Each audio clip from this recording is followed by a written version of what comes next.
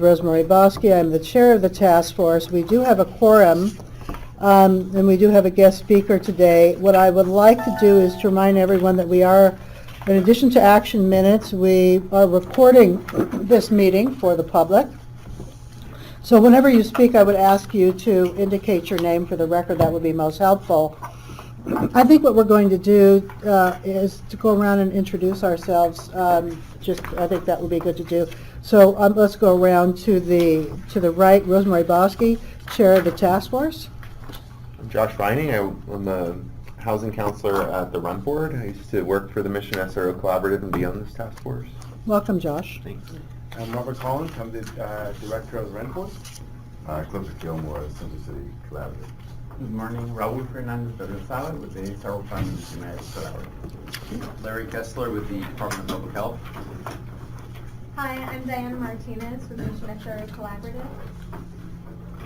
Deputy City Attorney Sam Ray on behalf of the City Attorney. Sam, thank you. Hey, good morning, Bruce Burge, operator. Homelessness and supportive housing. Jordan Davis, tenant representative. Jennifer Chung Chu, administrative support. Okay, thank you all. So we have come to order and done roll call. So what I would like to do with respect to agenda item number 3, which is approval of the May meeting minutes, and you will see that the minutes that you received yesterday afternoon have been amended. There were some corrections to make, and Jennifer has passed out and has available to any guests the revised version of those minutes. But what I'd like to do, if there is no opposition, is go to item number 4. Is there any opposition from the membership to do that, since we have the executive director of the Rent Board here? So if I don't have any objections, we'll go back to item number 3 after we finish item number 4. So this is a presentation by Robert Collins of the Rent Board to speak specifically about the Uniform Hotel Visitor Policy. We do have copies of that policy here, do we not? It's already passed Okay. out with the And do we have any extras for guests? It's all on the table. Okay, so Yeah, it if should be in the anyone packet. needs a copy, let us know. We have copies on the table. Okay, so with that, Robert, I'm going to go ahead and give you the floor, and thank you for coming, both of you. Thank you, Rosemary. Thank you very much. I'm Robert Collins, director of the Rent Board, and I'm here to sort of go over the basics of the hotel visitor policy, and we're always sort of wondering and making sure that that we're doing okay with the policy. We don't need any additional changes in the coming year. I know that many in this room have spent a great amount of time working out the details of this policy. And I brought with me my colleague, Josh Vining. Pleasure to have him back here in a different role. And it's also a great perspective for us to have at the Rent Board, as somebody that knows it so well. So I just wanted to outline what the hotel visitor policy does, and then really open the floor up to any questions or comments that you would have. And so on a very basic level, and I think some of you have been involved with this policy for many, many years, and some of you may not have the experience of having been involved in all the meetings that we had for almost a decade to craft this policy. Actually, quite frankly, including me, I was not in those meetings, so I will defer to all of you for clarification if there's something that I don't know from the actual meetings. So the policy itself outlines when an SRO tenant can have visitors, including overnight guests. It provides for exceptions for caregivers, for example. It also provides for exceptions for children. It outlines the type of ID that needs to be provided and how it can be provided, and whether it can be kept by the operator or owner, and under which circumstances it can be kept, and what happens if it's not kept, what the responsibilities of the tenant are. It allows owners and operators to restrict visitors on certain days and to deny visitors who violate the visitor policy. It does not prevent owners and operators from excluding specific visitors who create a nuisance or violate the visitor policy. It requires the policy to be posted in the lobby on a minimum size of 11 by 17 with any accompanying specific hotel policy that comports with the hotel visitor policy. It provides that it cannot be waived by a tenant, except in very limited circumstances as part of a UD settlement. It sets up 2 enforcement mechanisms. The policy outlines that the police department can issue a fine and that the rent board can reduce the rent for violations of policy. As I reported to you last year, we have had and continue to have 20 such filings at the rent board. We haven't had a new one since last year. And then it also requires the rent board to translate the policy into all the applicable languages of the community. So we have done that into even Hindi and Gujarati. These are only documents that are translated into that many languages, but that seems to have been very successful. And those are the basics of the policy. It is before you. I hope you had a chance to review it, and I just wanted to open it up for any discussion and feedback from you as to how that's working out. So that's maybe we can. So, thank you so much. Discussion from the members. Jordan. Jordan Davis for the record, and I think I'll kick this off. Thank you for coming in, and I'm glad we could have this discussion once again. This is something we should be having on a regular basis, and I just want to say that there's one change that I would love to make, and I'd love to bring this up at a future task force meeting when we can put like discussion and possible action under it. The issue here is, while a tenant is required, of course, to sign their guest in and out at the beginning of the end of their visit, I believe that maybe signing, not having the tenant need not be present when they sign in might be a bridge too far unless there's a reasonable accommodation. But I think also that tenants should not have to, that a visitor should not have to, tenants should not have to be there with their visitor when they sign out at the end of their visit. And why I am suggesting this change is because there's a lot more people living in SROs who are working poor, and that means they often work long and unconventional hours. So Dan Jordan, in a previous task force meeting, brought this up, and he said, people are choosing between having to kick their guests out at 4 a.m. or risking a violation. And I also want to say that a lot of these working poor tenants are also immigrants as well, who don't have access to a lot of government benefits. So it's kind of intersecting with that sort of focus right there. And given that this is a big issue, and given the issues among the working poor in this city, I feel like this change is necessary. Now, it would still require that the visitor sign out, but the tenant would not have to be present, and it would not basically diminish in any way the responsibilities that tenants have. It would basically still hold them responsible if the visitor didn't just left and didn't sign out. I feel like this is I just want to say this is a very measured and nuanced loosening of the policy, and I feel like this change needs to be made to accommodate different people who have, different communities who have begun to live in our SROs. Any other discussion on this item? This is Diana Martinez for the record. I agree with a lot of what was just said. And Robert, that kind of change really wouldn't impact your office, would it? If a change like that was made, you're not out there looking at this necessarily. So do you envision a change like that impacting you at all from your staffing level? Oh, from a staffing perspective, I'm not concerned about it. The way this would work, it would be that we would convene a meeting of the committee, and then we're working with part of our commission, and then eventually our commission would have to approve it, and be working with a committee of whoever is interested in having input to these changes. From a staffing perspective, it's not really a problem because The only way we're called in is if somebody files for a hearing.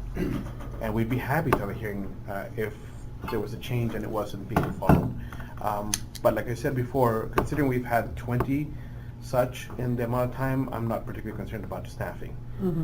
That's fine. We can have another 5 or 10 or what have you, whatever the number is. If we had huge numbers of them, then we'd be... Then it would be an issue. And, So for purposes of discussion, could you then summarize again for us what the process is if someone wished to amend the visitor policy? I think that would be helpful for our membership to have an understanding of what that would entail. Well, I think it's helpful to hear from you. If you made some motion, that's helpful. But I think beyond that, we have the capacity to, just when we hear from the public that there's a change that's necessary, we could move forward with convening a committee of interested parties to meet at our offices. We would call upon, so I'm not sure, let me step back one step if I could. We at the Rent Board have a kind of a unique commission. Kind of like this one, it's made up of different stakeholders in the community. In specific terms, I'm referring to the fact that 2 of our commissioners are landlord representatives, 2 are tenant representatives, and 1 is a neutral, and then we have the same number of non-voting alternates who also attend the meetings. So in essence, we have 4 landlord commissioners and 4 tenant commissioners and 2 neutrals at every meeting. In any case, what I can do is convene these meetings and then have a landlord and tenant commissioner join us so that we can get sort of guidance from them before they approve the final policy. Hearing from 2 of you that this is an issue, makes me think that maybe we should start thinking about meeting and seeing if I'd love to hear more input, but. Well, I think we're not asking that just yet. I think what I was asking was just to make sure that our members have an understanding of what the regulatory process is to go through to change the visitor policy, and then from there, we would definitely have further discussions with the membership, because any action that we take, we've got to put on the agenda in a clear way, and then the response to that, whatever that is, would then ultimately be passed on. But individuals are also free to come to the Rent Board and engage in this process too, correct? That is right. correct. Okay. Yeah. So I just want to make sure, and if anybody has any question about that, they could follow up with you or your staff, correct? That is correct, and I think all of you have my email just from the distribution of this agenda. So. Thank you. Is there George. I have a question. At Rent Board meetings, is there a general public comment for items not necessarily on the agenda? Yes, there Thank is. you. And also another thing, for this change, there would be I actually wrote it out it would affect 2A. It would strike one line out of 2A2 and remove 3 and 4. So that's the change that would likely have to be made there concerning the basically if you do want the right now if you do want the visitor to be able to sign out without the tenant present, you have to leave an ID. The visitor has to leave their ID with management, and it's just too much inconvenience, and it's just not going to it's just kind of a medieval policy, and I believe we could do a loosening of the policy, but very nuanced and narrow. Well, how often does your commission meet? Our commission meets once a month. We'd be happy to have anyone either submit written materials to the commission. They can read that, and or, as Jordan was outlining, come in during public comment, make those comments.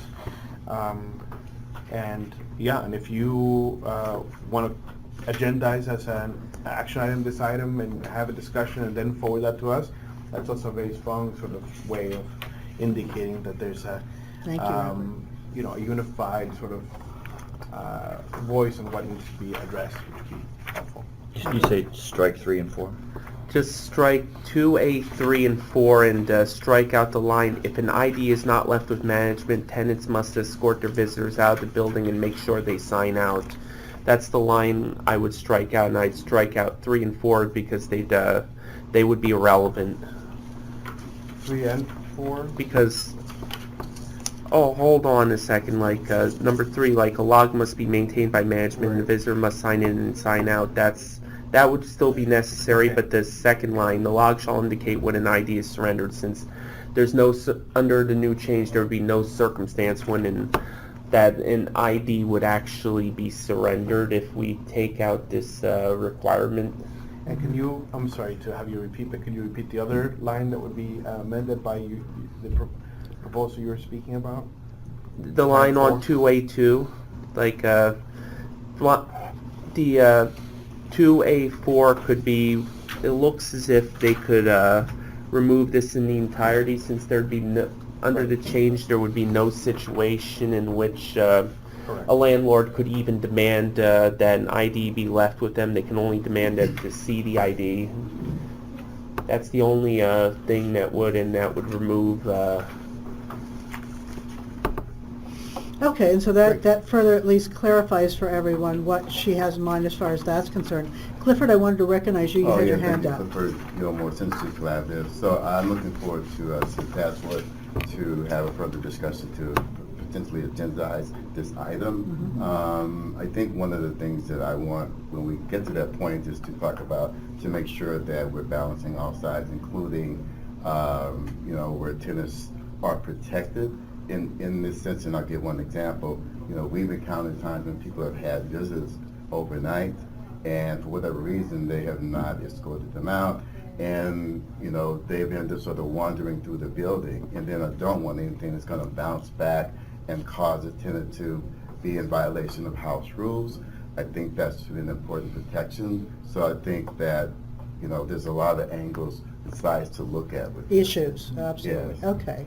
And also, we haven't heard from many of the individuals representing the owners or operators, and I'm sure they are going to have some considerations about this as well that perhaps should be discussed at the task force. Yeah, Bruce Burge, we probably do.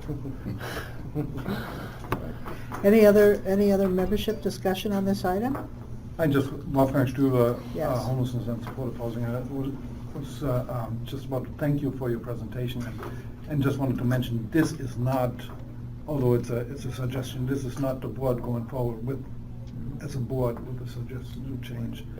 That needs to be done in further meetings, so. Right. This is just a discussion, so while Robert's here, so everybody can understand if someone's got a particular position, what that is. But we cannot take any action until it's properly put on the agenda per the Sunshine Ordinance. So, any other discussion from staff or any other questions of Robert at this point while he and Josh are here? And we do thank them for taking the time to give us such an excellent presentation. Is there any public comment on this item? This item being agenda item number 4, presentation by Robert Collins regarding the Uniform Hotel Visitor Policy. There being none, Jordan, would you have any other comments to make before we conclude at this point? The only thing is that we sadly did not put discussion possible action under here because there was a motion I wanted to make, but I would like to add this specific issue and possibly more to be agendized as soon as possible in a future meeting, and it's and so that way we can actually discuss, and I could make a motion to disregard. A motion to disregard, not Motion to this in this regard. regard. Thank you. Thank you. All right, absolutely. And I think we've already stated that. So, is there any public comment on this? I just want to again just ask if there's any public comment. With that, there being none, Robert, Josh, thank you so much for coming, and we will follow up with, I'm sure, with some agenda items on this, and that anything coming from the SRO task force would then be forwarded to you as appropriate. So, Thank you very much. thank you so much. Thank you, It was guys. nice seeing you. Nice to see all of you as well. Thank you. Okay, so now we will go back to the agenda, to agenda item number 3, which is approval of the May 2018 minutes. And you have a revised version of that. If I could ask you to take a moment to take a look at that. And I was not the chair of your last meeting. Who chaired the last meeting? Fiona. Alrighty, so I would look then to your guidance here to see if there's any issues there that you think need modification. I want to thank our wonderful administrative support person, Jennifer, for putting this together. And I'm going to give you a moment to take a look at that.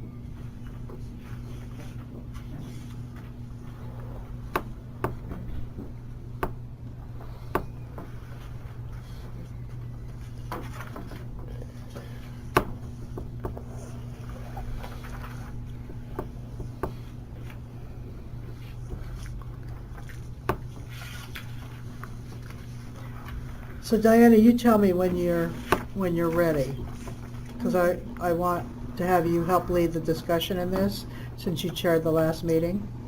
So have you had a chance to look at it? Okay. Yes. So I'm going to give you the floor, at least initially, in case, to see if you have any recommended changes or amendments. For May's meeting minutes, I didn't see anything that wavered from what happened. It was a very short meeting. Did anybody else see anything they'd like to change or amend? Does anybody else have any items? And we'll keep in mind, we also have the audio that goes up on the website, so we have that as well. Okay, so are there any other recommended changes? None. So, okay, so no one has any recommended changes. Does anyone want to make a motion to approve? So, well, motion to approve, is there a second? Second. Second by Clifford. Okay, so before we take our vote, is there any public comment on the minutes from the May 18th meeting of the SRO Task Force? There being none, can I have a show of hands of those that wish to approve the minutes as written? Okay.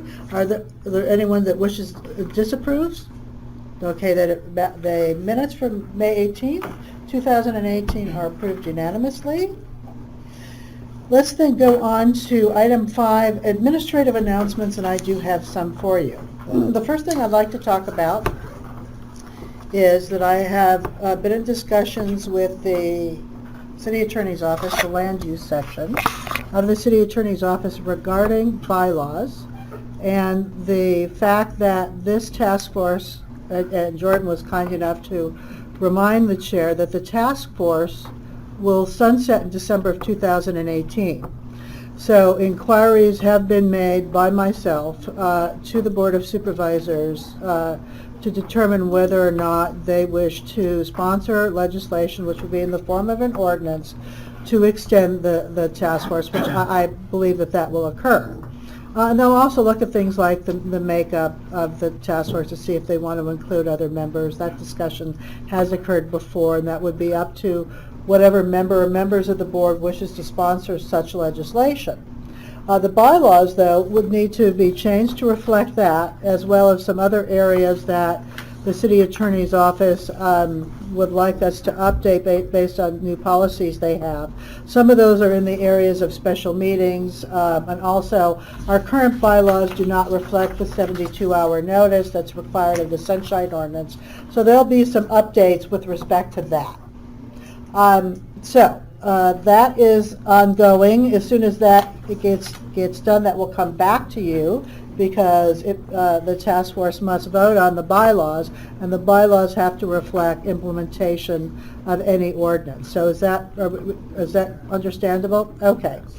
Now, another related item to an extent is that I will be retiring at the end of the week. So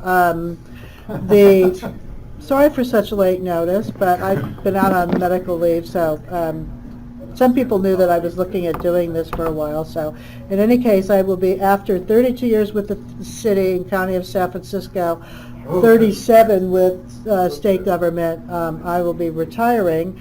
And Senior Housing Inspector Jamie Sabanmatsu, who is here to my right, will be my successor on the task force. I will be leaving you in great hands as far as Jamie being the DBI director's appointee. The bylaws do say that you will need to elect a chair, and so you will have that agendized on the next meeting and go through that process. DBI, though, will, I think, continue to, per the bylaws, provide administrative support, and if you want to continue that combination, that may be very workable for you, but the bylaws do indicate that you elect the next chair. So that is something to consider. Jamie has many, many years of experience working with these issues. Many of you have had professional relationships with him for that amount of time, so he will be working with Jennifer to provide support to all of you. Jamie, would you like to say something? I just mentioned that familiar with the task force. I served as a member of the task force from 2002 to about 2007. Many years ago. Before Rosemary came and became chair. So, well versed. So what goes around comes around. Yeah, So that's so. good. The other thing that I want to mention is that the Chapter 41 of the Administrative Code, which deals with residential hotels, the implementation and the enforcement of that, as most of you know, is within the Department of Building Inspection and specifically within the Housing Inspection Division. Jamie, as a senior, now supervises directly over the staff that deals with that. So if any issues come up with respect to the Chapter 41, which we call the Hotel Conversion Ordinance or the HCO, Jamie would be a great point of contact for that. So I just want to connect those dots for you to make that more convenient in the future. So with that, I do believe other members may have some announcements as well. So are there any other administrative announcements? Jordan, I know you have some, so why don't I give you the floor? All right. First off, the only thing I want to say is I want to thank you so much for all your years of service, and I know Jamie very well. We've worked really well together on some things, and I think he'll make a great member of this task force. So, like, I just, if I could make a motion to close the meeting in your honor of all your years of service, I would do so. And but another news. Happy Pride Month, everyone, and some good news that happened on June 1st was a gender-specific single-occupancy restroom in a residential hotel got abated as per DBI. I was checking it on the tracking system, so it's kind of like a little coincidental thing.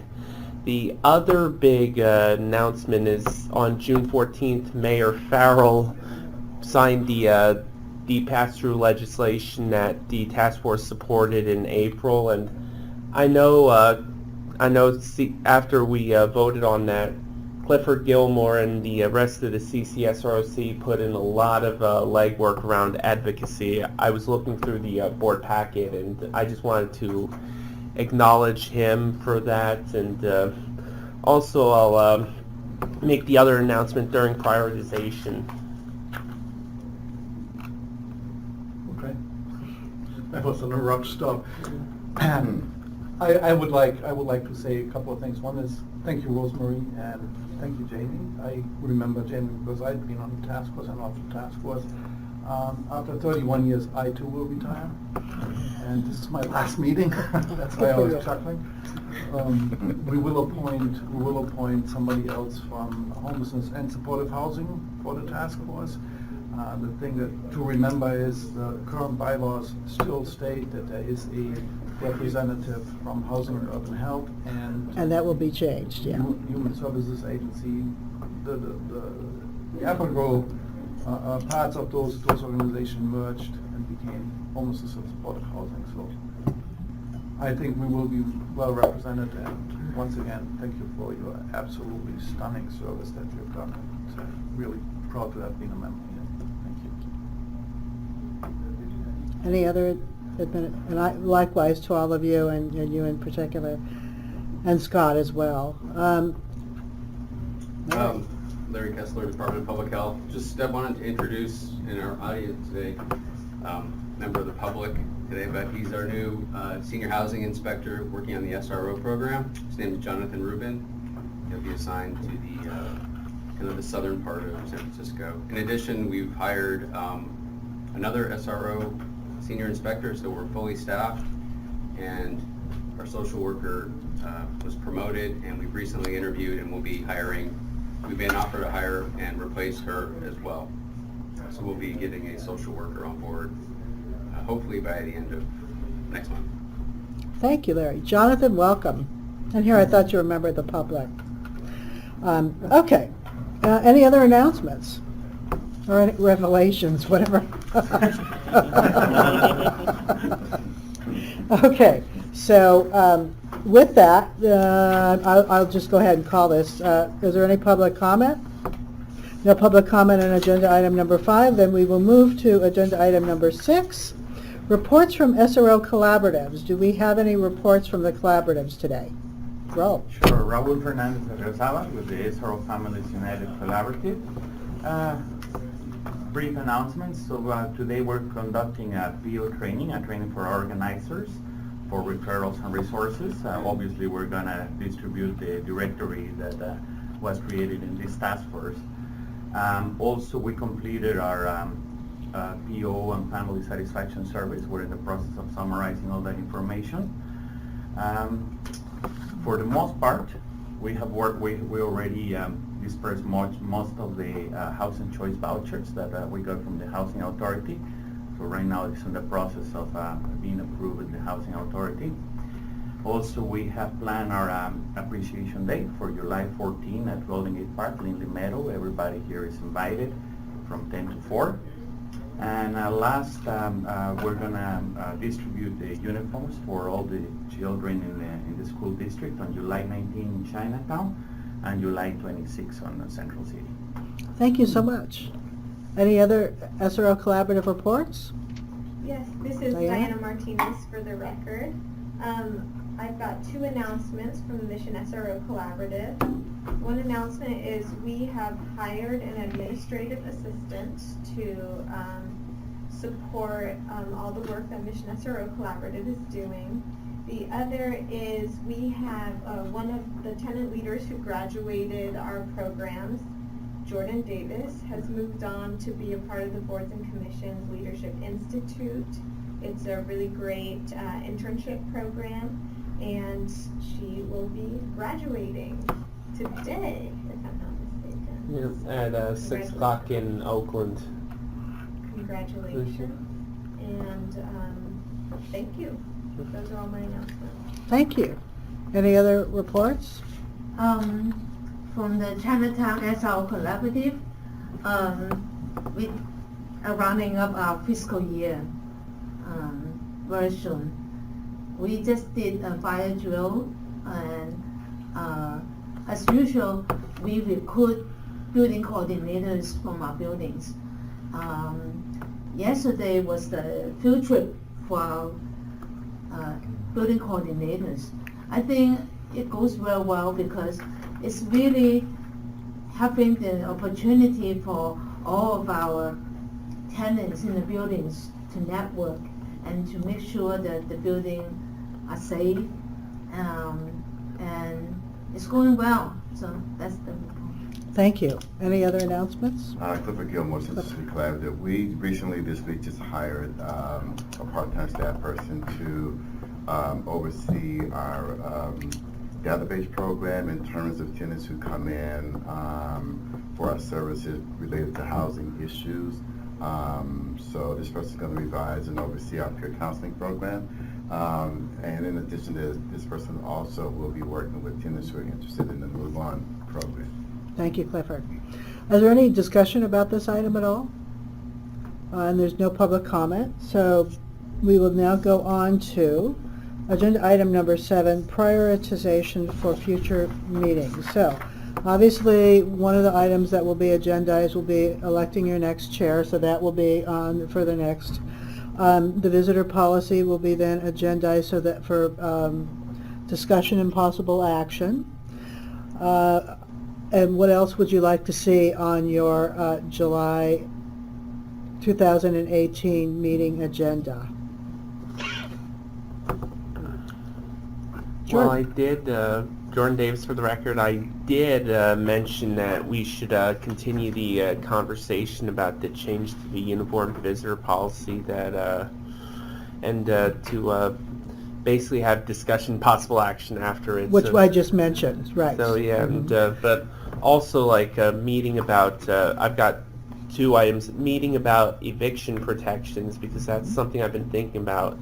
At a PS Public Safety and Neighborhood Services meeting, I've been here. They've been mentioning from APS that there's been a lot of elders and disabled who have been evicted, and they basically don't know what's going on. So we got to like get a handle on like what's there to like prevent seniors and disabled from what help there is like for diversion from evictions. And also, the other big thing, and I'm wearing the pin right now, is the passage of Proposition F, which would give every tenant, including SRO tenants, the right to universal right to counsel. Meaning, if you're facing an eviction, you get a lawyer, and you don't have to pay for it. And I want to, have a discussion about the implications of that. And since SRO tenants are especially vulnerable, I'd love to see that. Partner up with other stakeholders to make sure that this is done in an equitable manner.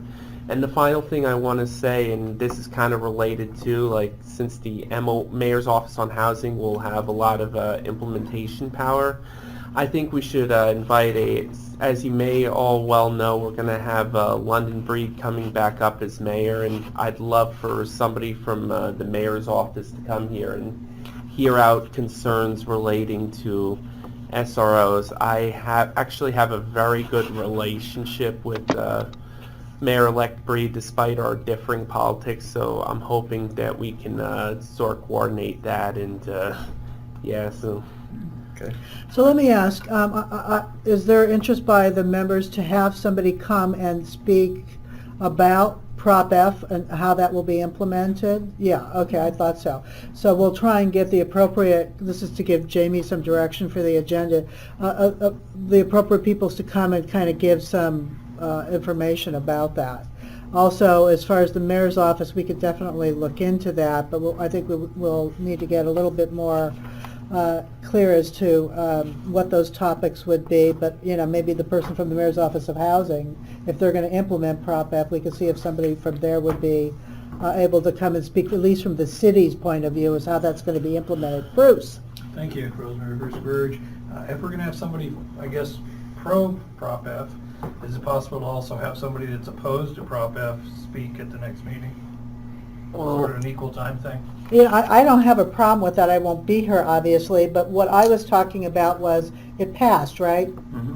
So what I'm talking about is having whoever the representative is from the city talk about how it would be, what that means, so that we have, and maybe they haven't put the process together. But at a subsequent meeting, if you'd like to have representatives both speaking in for it or against it, I think that debate has kind of already happened since it's passed. But as the chair, what I'm looking at is making sure that everybody here, like the question I just asked Robert, what's the process going to be so that you as a property owner or you as a tenant or the collaboratives have an understanding of it's developing, we have input into it, or what's going on with it. And then subsequently, if you want to, have additional guest speakers, because obviously with guest speakers, it sometimes takes more than a month or so to get them. So is that kind of where you want to Yeah, go? thank you. I stand corrected. I don't pay attention to the politics too much. I thought it was coming up in November. I didn't know it had already. So has it been completely voted on? It's in law. It doesn't come up in November? We've already voted on it. Okay. It's already voted. Then I stand corrected. No problem. Okay, so then the thing is if we can get the person that's going to implement it here, that will give you information. Absolutely. So you all can have some input as that process develops.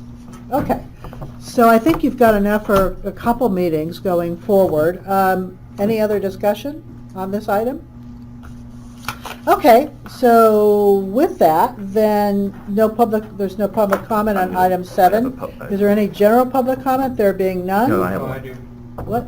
Well, good. Let him go. We You do? go Oh, thank you. I didn't know where else to put it, but Wolfgang, thank you. Rosemary, thank you. My pleasure. Good luck. Congratulations. Thank you. Have a great life. Thank you. And Jamie's contact information will be on here. You can get hold of Jamie through Jennifer if you need to. Jamie, what's your desk number? 6186. 558-6186-415. And so we So are I wanna then. make Any it- other comments? I have a comment. Okay. I want to congratulate you for your passing the graduating today. Yeah. And I want to congratulate Wolfgang for your retirement, well earned. And I wanted to thank Rosemary for her all her time. Before she became chief, she was our leader in terms of preservation of residential hotels. She worked on that for many years prior to becoming chief. She served as the chair, as chief, she served as the chair of the Fire Safety Task Force for all of San Francisco after some of the fires we had a few years ago in the Mission. She was on the warehouse work group, which came up after the Ghost Ship fire. We worked on that with agencies from around the city. The elevator work group, when we worked with the senior and disabled action folks to deal with elevator issues, we had at least 3 or 4 rounds of illegal unit work groups with the board of supervisors. We had the SRO sprinklers, which goes way back. And we had the amendments to the HCO, which was just passed last year. Chief Bosky also was the star witness in several court cases where we had some really egregious situations. With James Blanding, Aimco, Anna Kiagi, Susanna Shaw, Bill Decor, just to name a few. So I want to give her a round of applause for everything she's done. I forgot about a lot of that. Thank you so much. That was very kind. So if there's no other comments, and thank you, that's very humbling. I will miss all of you. It's been an honor and a privilege to work with all of you these years. This task force is very, very important. Please keep it going. I think with all of you, it's got a shot of adrenaline. There's a lot more issues now. We have a new mayor.